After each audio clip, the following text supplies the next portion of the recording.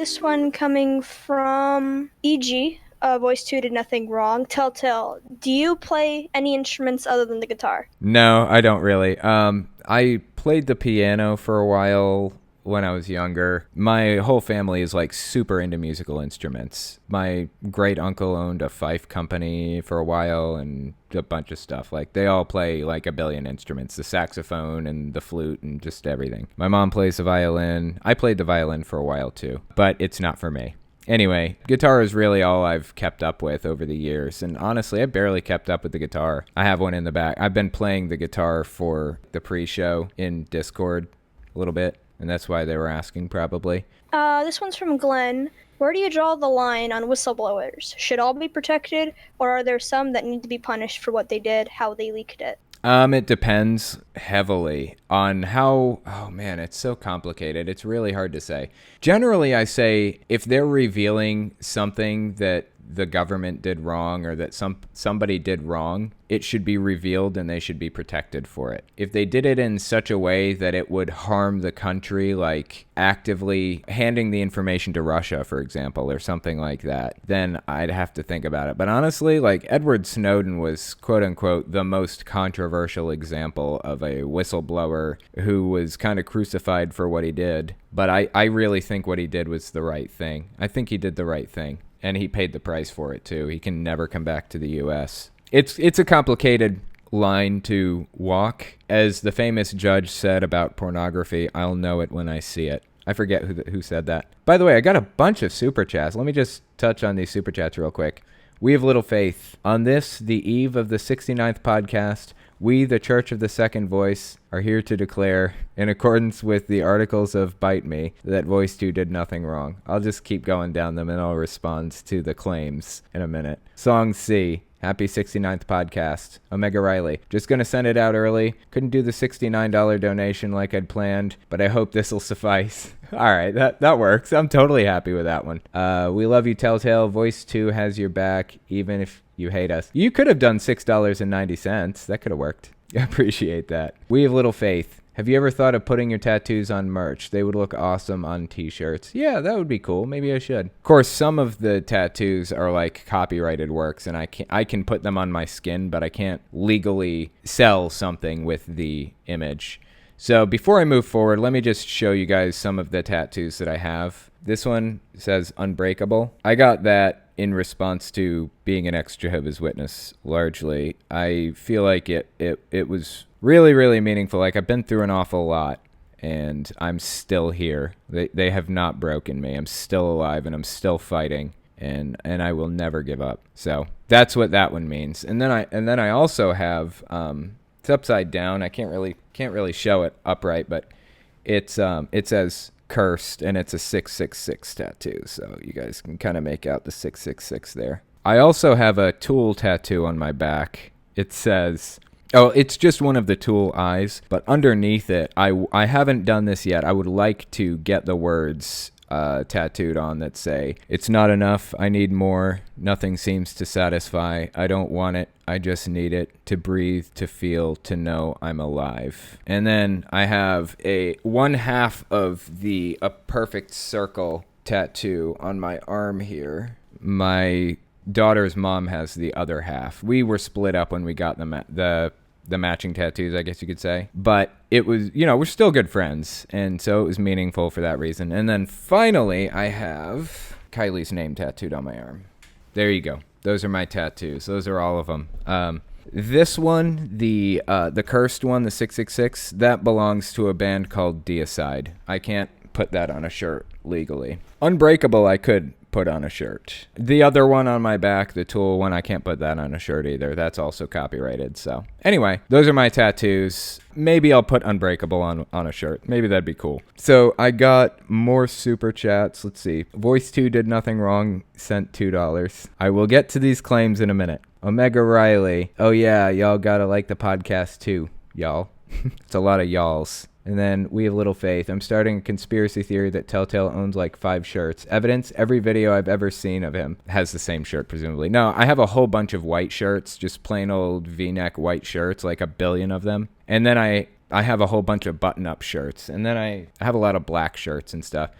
They're all really similar to each other. I have kind of a bland, regular style, I guess. I don't know. I don't have much of a style at all, I guess. White shirts are comfortable, so whatever. This is from We Have Little Faith again. Seeing evangelicals throw their support behind Trump during the 2016 election was the main catalyst for my deconversion. Not the only thing, but I find that there are a lot of really weird catalysts for people. Like, my catalyst for leaving religion is really strange. I was talking to my brother-in-law, or my ex-brother-in-law. He used to be my brother-in-law. I was talking to him. He's an active Jehovah's Witness, and I had been disfellowshipped for like a couple of years, at least at this point. And he was telling me, do you know that like Jehovah's Witnesses in like the 1930s, Joseph Rutherford, the president at the time, had a mansion built and deeded to old Bible characters like Moses and Isaac and stuff? It's like, that's weird. And it just, that moment, for no reason, clicked.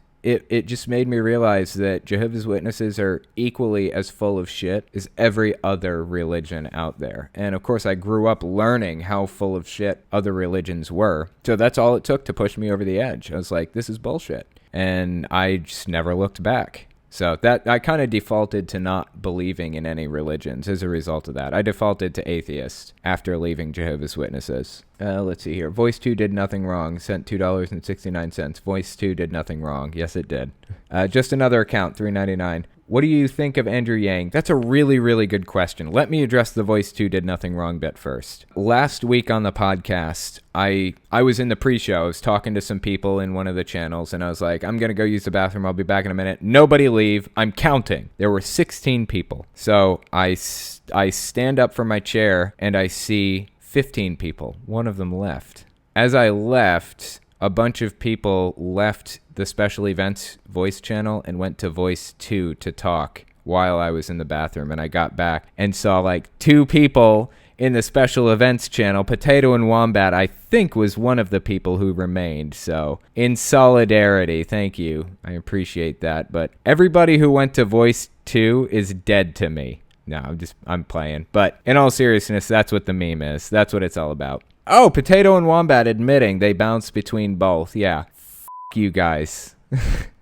Demonetized. So you got another super chat. Petition to make Telltale dress up as Sheldon from The Big Bang Theory for Halloween because he already looks like Jim Parsons. That was from We Have Little Faith. I'm not sure if I should take that as a compliment or an insult. I'll take it as a compliment. Appreciate that. Actually, I feel like I've been told that before. But I think in The Big Bang Theory, I've never seen it before. From my understanding, Sheldon has Asperger's syndrome. I do not have Asperger's syndrome, so there is that. I've heard it's a really good show. I should really give it a watch. Anyway, to answer the question, what do you think of Andrew Yang? He's got a lot of really, really cool ideas. I really, really like his ideas. Unfortunately, I don't think he has much of a chance of winning the nomination. I'm glad that he's in the race right now because there's this thing called the Overton window, and it's basically it's the window of acceptable public discourse. So in Germany in 1944, for example, the window of acceptable public discourse had shifted way to the right and way up toward authoritarianism. Or actually, maybe I think they were actually left-wing authoritarians. Anyways, it had shifted way up into the corner. So saying some things in public was like taboo. Like, that's ridiculous. You're a fool for saying that. It's like being in the U.S. right now and talking about communism. You're a fool for talking like that. That's kind of the sentiment about it, right? That's because our Overton window is pretty far from communism. Our Overton window has shifted really far to the right. So our acceptable discourse in the U.S. right now is far closer to the right than I want it to be. And as a result of that, a lot of our candidates on a worldwide stage are more like conservative-ish, right-wing-ish kind of candidates on a worldwide scale. So somebody like Hillary Clinton, who was running as a Democrat for the Liberal Party in the U.S., would have probably been closer to the Conservative Party in the UK. So our Overton window is really far to the right, and Andrew Yang being a part of the political discourse is a really, really helpful, good thing. He's bringing up issues that I feel are really, really important, and talking about things and normalizing ideas that could be really good for society, like universal basic income. We can at least discuss it. Whether it's the right thing to do or not, we should be able to discuss it. And so him running on universal basic income and giving it attention is actually really, really helpful, I think. It widens our scope of political discourse. It widens the Overton window, pushes it a little bit further to the left and away from that right-wing kind of ideology that it's focused on right now. So that's how I feel about Andrew Yang. I don't think he has much of a chance of winning anything, but I'm glad he's there, and I'm glad he's pushing the Overton window further to the left with the discussions. This one coming from Jazz, voice 2 did nothing wrong. Question for Telltale. What is your earliest memory? Is it JW related, or is it something relatively normal? I've thought about this because we talked about this in psychology classes when I was going to school. What is your earliest memory? I don't really remember. Does that mean much? This may not be my earliest memory of all time, but the first thing that pops in my head right now is when I was about 5 years old. I told my mom that I wasn't going to make it into the new system, which is Jehovah's Witness speak for making it through Armageddon, basically. Some of you may know this, but for those of you who don't know, Jehovah's Witnesses don't think that everybody's going to heaven. They think that everyone's going to live in a Garden of Eden 2.0, pretty much. Like, some people go to heaven, 144,000, to serve as kings and priests over earth with Jesus, but the majority of Jehovah's Witnesses will just stay on earth in a paradise and rebuild the earth after God destroys it in Armageddon, pretty much. So my earliest memory that I'm thinking of at this moment is telling my mom I wasn't going to make it through Armageddon, pretty much, because I lied one time or something, or I was a liar or some other thing, and she was like, no, you'll make it through, you'll be okay. I mean, we all lie sometimes, we all break rules, but just try not to do that.